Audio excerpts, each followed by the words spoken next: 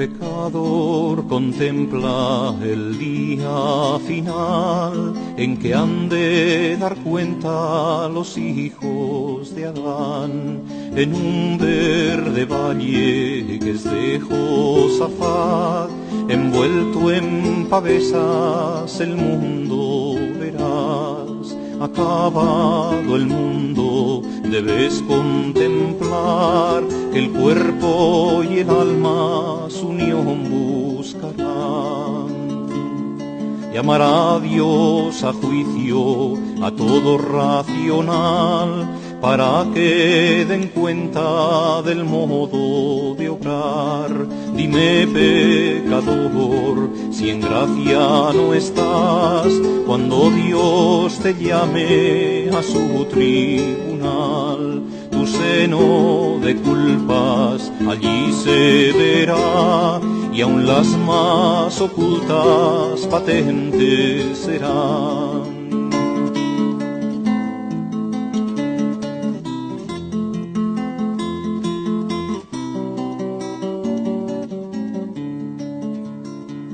Tu ángel de la guarda allí te acusará, y María Santísima no te amparará.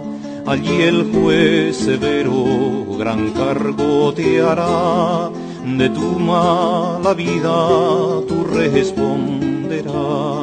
No habrá allí disculpas ni se admitirán descargos a nadie de su mal obrar.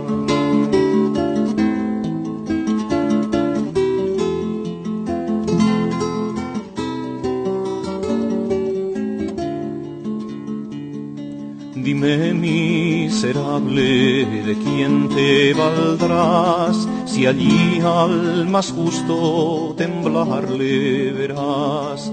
Llorad vuestras faltas, gemid y clamad, que si grave es la culpa, el infierno es más.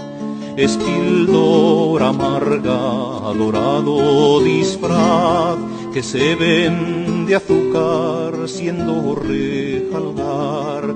Es serpiente astuta, dragón infernal, basilisco que mata con solo mirar.